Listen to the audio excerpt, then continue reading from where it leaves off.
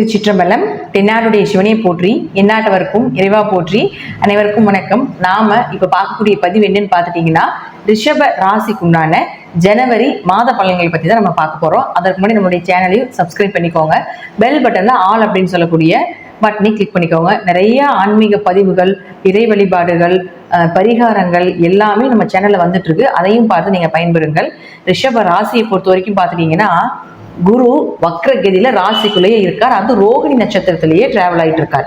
அதாவது ரிஷபராசியை பொறுத்த வரைக்கும் இந்த ரோகிணி நட்சத்திரக்காரர்களுக்கு மட்டும் கொஞ்சம் அந்த குரு வக்ரமா இருக்கிறதுனால கொஞ்சம் குழப்பங்கள், கொஞ்சம் தேவையில்லாத சின்ன சின்ன பழி பாவங்கள் ஏற்றுக்க வேண்டிய ஒரு சூழ்நிலைகள், செய்யாத தப்புக்கு செய்த மாதிரி ஒரு அமைப்பு, இதெல்லாம் சின்ன சின்ன விஷயங்கள் இந்த ரோகிணியில குரு இருக்கும்பொழுது நடக்கும். ஏன்னா ரிஷபராசிக்கு எட்டுக்குடையவர் குரு. எட்டுன்னா அவமானத்தை சொல்றது, திடீர் அதிர்ஷ்டம், திடீர் வருமானம், திடீர் பண இழப்புகள், அதே போல திடீர்னு உயரத்துக்கு கொண்டு போய் விடுவது எல்லாமே எட்டு தான். எட்டுங்கிறது நம்ம எவ்வளவு மறைவுகளை சொல்றோமோ அந்த அளவுக்கு அதிர்ஷ்டமும் எட்டுல இருக்குன்னு அர்த்தம்.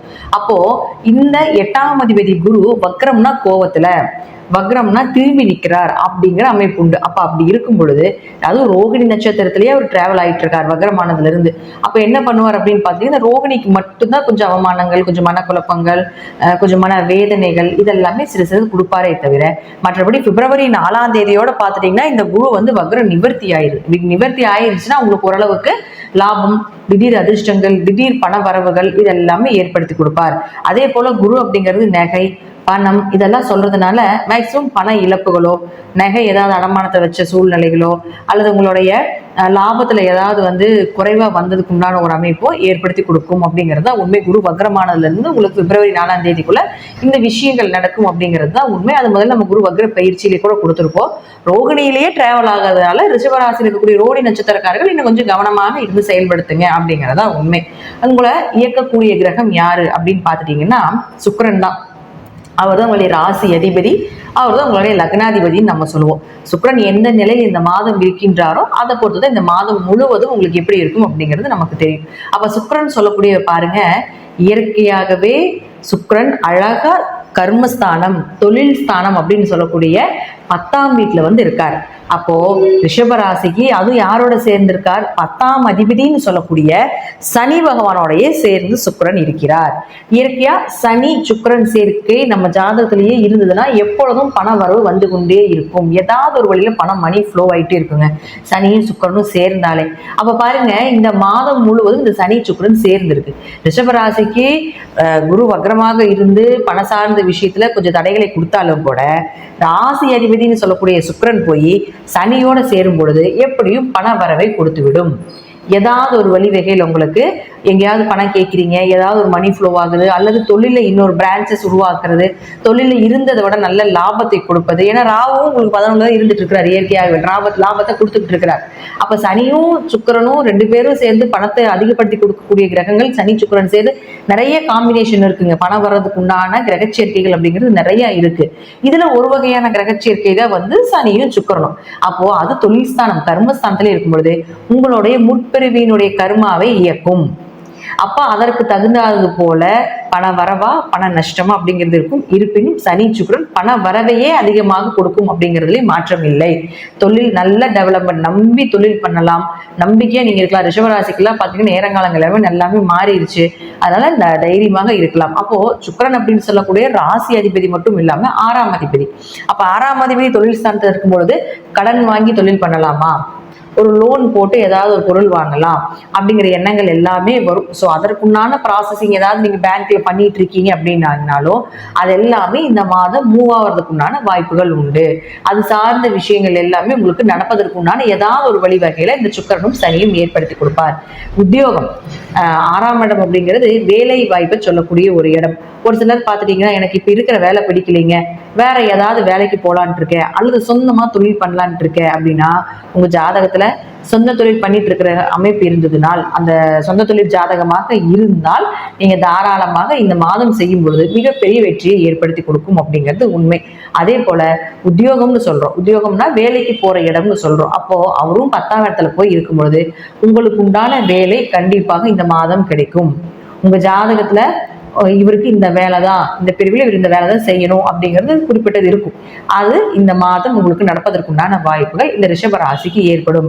6-10 தொடர்பு ஏற்பட்டால் கடன் வாங்கி தொழில் பண்ணுவாங்க. நல்ல வேலை வாய்ப்புகள், எதிர்பார்த்த வேலை வாய்ப்புகள் கிடைக்கும்.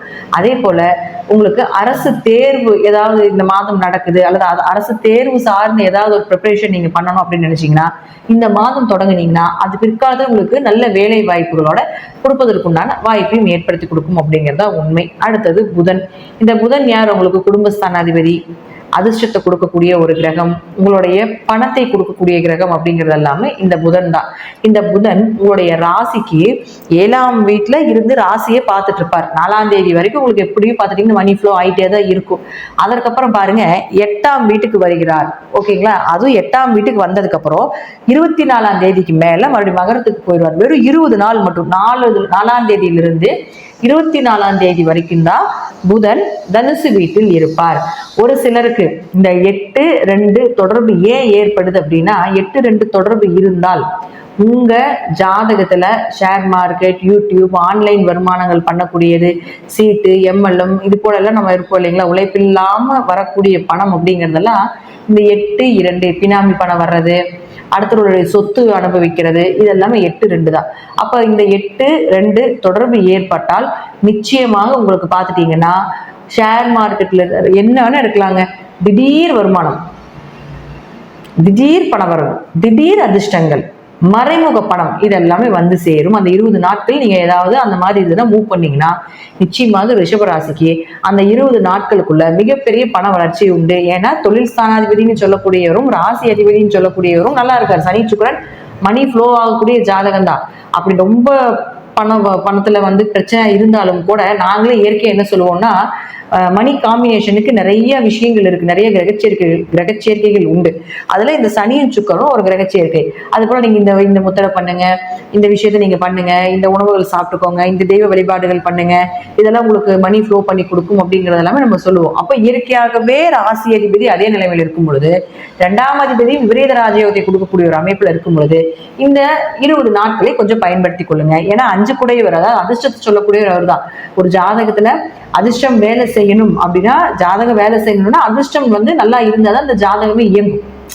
அப்போ இந்த 5ஆம் இடம், 8ஆம் இடம், 2ஆம் இடம் தொடர்பெல்லாம் பார்த்துட்டீங்கன்னா ஷேர் மார்க்கெட்ல மிகப்பெரிய பண வளர்ச்சியை கொடுக்கக்கூடிய அமைப்பை கொடுத்தே தீரும். அப்படிங்கிற மாற்றம் இல்லை. உழைப்பில்லாம ஒரு ஷேர் மார்க்கெட் மட்டும் கிடையாது. நீங்க எந்த தொழில் பண்ணினீங்கனாலும் ஒரு இன்வெஸ்ட்மெண்ட் போட்டு 2 இன்வெஸ்ட்மெண்ட் 3 இன்வெஸ்ட்மெண்ட் அப்படின்னு சொல்லி எடுப்போம் இல்லைங்களா, அது போல இருக்கக்கூடிய எல்லா தொழிலுக்குமே இந்த மாதம் சிறப்பான அமைப்பாக இருக்கும், பயன்படுத்தி கொள்ளலாம்.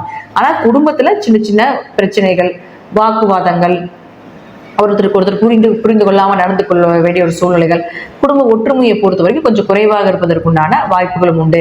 தேவையில்லாம பேச்சு மட்டும் 8-2 தொடர்பு ஏற்பட்டதுன்னா பேச்சு எல்லாமே கொஞ்சம் கடினமா இருக்கும். அப்ப அந்த பேச்சு மட்டும் கொஞ்சம் குறைச்சிக்கோங்க அப்படிங்கறதா முற்றிலும் உண்மை. அடுத்தது பாருங்க 4ஆம் அதிபதி. இந்த 4ஆம் அதிபதி யாரு? சூரியன். இந்த சூரியன் இப்ப இருக்கக்கூடிய வீடு அப்படின்னு பாத்துட்டீங்கன்னா உங்களுடைய ராசிக்கு 8ஆம் வீட்டுல தான் இருக்காரு. அப்ப 4 கூடையவர் போய் உங்களுக்கு 8இல் இருந்தால் 14ஆம் தேதி வரைக்கும் அதுல இருப்பார். அப்ப 4-8 தொடர்பு ஏற்பட்டா உடம்பு ஆரோக்கியத்துல கொஞ்சம் கவனமா இருக்கணும். ஒரு இடம் விட்டு இடம் மாற வேண்டியது, ஒரு பயணங்கள் அதிகமா அலைச்சலா இருக்கிறது, ரொம்ப உடம்புக்கு வந்து ஏதாவது காய்ச்சலோ, சூரியனா காய்ச்சல், வெப்ப நோய்கள் அப்படிதான் நம்ம சொல்லுவோம். அப்போ அவர் போய் 8ல இருக்கும்போது அதுக்கு ஏதாவது ஒரு ஹாஸ்பிட்டல் செலவு செய்ய வேண்டியது இருக்கும். அதுவும் பாருங்க உங்களுக்கு 14ஆம் தேதி வரைக்கும் தான். அந்த 14க்கு மேல உங்களுக்கு பாருங்க இந்த 4ஆம் அதிபதினு சொல்லக்கூடியவர் 9ஆம் வீட்டுக்கு போறார். அப்ப 4-9 தொடர்பு ஏற்படும் போது இது ஒரு நல்ல கிரக சேர்க்கை. 4ஆம் அதிபதி சூரியன் 9ஆம் வீட்டுக்கு வரும் பொழுது உங்களுக்கு ஆரோக்கியத்துல நல்லா சிறப்பா இருக்கும். தந்தைக்கும் உங்களுக்கும் இருந்து வந்த கருத்து வேறுபாடுகள் கொஞ்சம் குறையும்.